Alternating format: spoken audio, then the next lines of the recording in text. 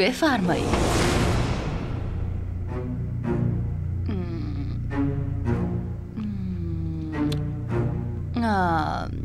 ببینم قیافش چطوره.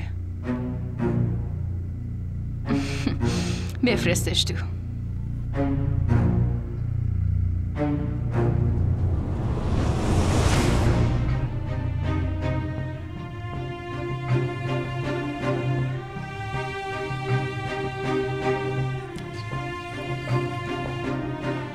خانم ایشون همونیان که دنبال کار میگردن. باشه تو برو.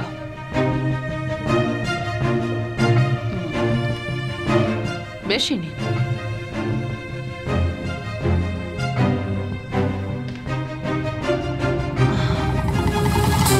پس کار میخواستی؟ بله، بیرون با نگهبان حرف زدم.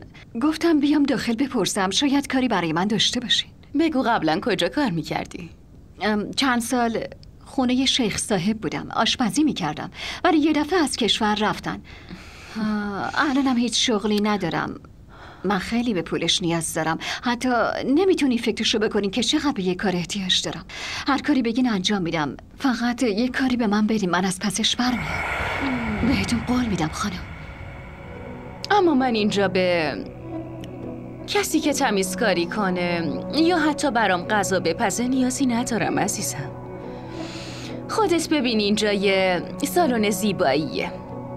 یه متخصص حرفه‌ای لازم دارم. میدونی؟ مثل مانیکور، کار پوست، رنگ مو و یه چیزی مثل اینا. خیلی متاسفم. هیچ کاری برات ندارم. میفهمی که حالا بگو ببینم کار شوهرت چیه؟ من شوهر ندارم. خیلی نیاز دارم. 2 دختر جوان دارم که همه مسئولیتشون با منه. خیلی نیاز دارم. هر کاری بخواید خیلی زود یاد میگیرم. هر کاری به هم بگین با جور دل انجامش میدم. هیچ وقت ازم ناراضی نمیشین. حتی پولی کمم بدین من خانم من شدیداً به کار نیاز دارم.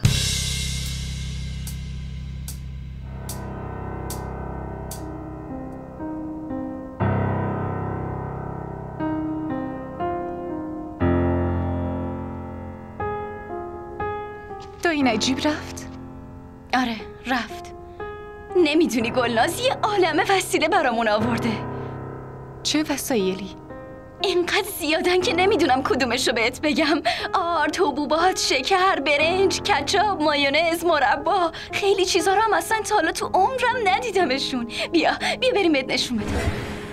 اصلا نمیخوام ببینم چی هن. اصلا واسه چی اونا رو ازش گرفتی؟ یعنی چی چرا گرفتی؟ اون برای ما خریده آورده، چرا نگیرم؟ منم دارم همینو میپرسم. واسه چی این چیزا رو برامون آورده؟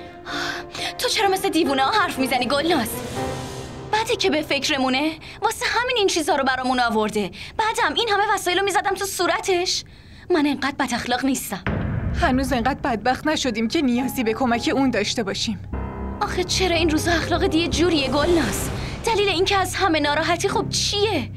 خدا رو شکر کن که یکی حواسش انقدر بهمون بوده، وگرنه تو این دور زمونه کسی اصلا جواب سلام کسی رو هم نمیده. تو میتونی تشکر کنی. من نمیتونم به خاطر صدقه گرفتن تشکر کنم. صبر کن ببینم. گلناز تو هیچ وقت از اومدن عمران به اینجا اینقدر ناراحت نمیشدی. چرا امجد و دایی نجیبو که میبینی اینقدر از عصبانیت سرخ میشی؟ من نمیفهمم تو مشکلت چیه دختر؟ تو دقیقاً چی میخوای؟ یه بار بهم بگو ببینم. اگه قرار نیست با عمران ازدواج کنی باشه ازدواج نکن، ولی گلناز اصلا از هم نخواه که منم با امجد و دایی نجیب قهر کنم. فهمیدی چی میگم؟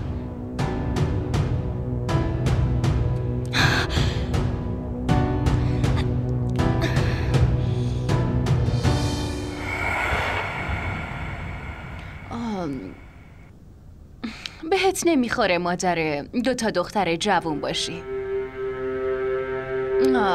نیازمندم که به نظر نمیای. به نظرم اگه یکم به خودت برسی تمام زنای پولدار این شهر کنیز تو میشن.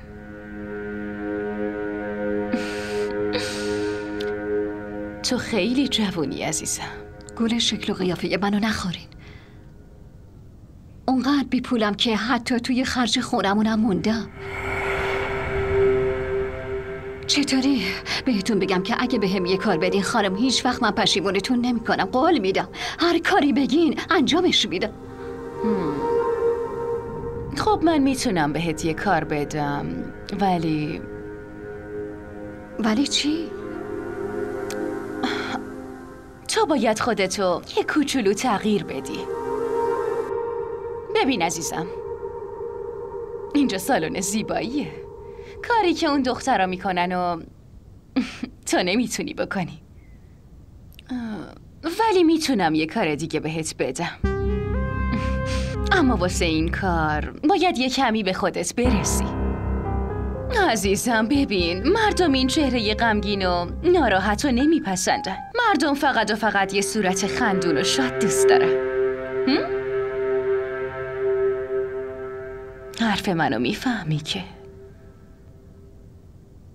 پول خیلی خوبی هم میدم. منظورم حقوقه.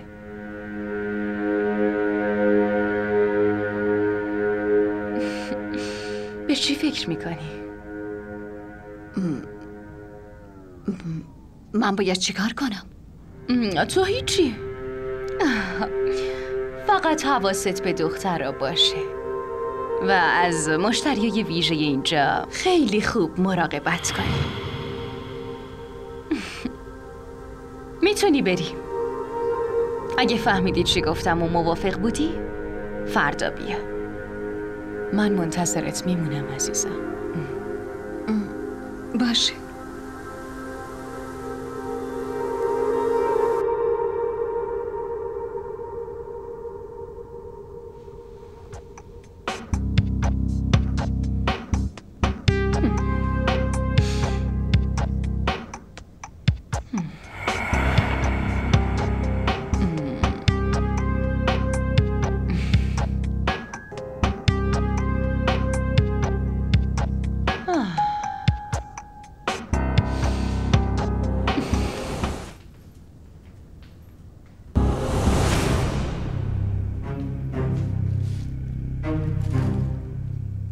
گلناز، دردانه.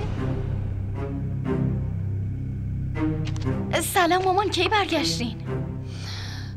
این چیز از کجا اومده؟ اینا رو کی آورده؟ دایی نجیب همه این چیزا رو آورده. حالا شما رو هم پرسید اما خونه نبودین، فقط وسایل گذاشتم. مامان، ببینم شما به دایی زوها زنگ زده بودین؟ عمران به من زنگ زد مامان. گفت به مامانت بگو که دیگه هیچ وقت به بابام زنگ نزنه. تو رو خدا مامان، به خاطر یه زنگ شما تو خونشون دعوا شده بوده. نمیدونین عمران چه چیزایی بهم گفت. حتی روم نمیشه بهتون بگم. مامان هر چقدر مجبور بودین، تو رو خدا دیگه هیچ وقت برای هیچ چیزی جلوشون دست دراز نکنین. تازه این لطفایی که دایی نجیب داره بهمون میکنه، اگه خاله هاجر یه دونشو بفهمه با همون چه رفتاری میکنه. اصلا بهش فکر کردین؟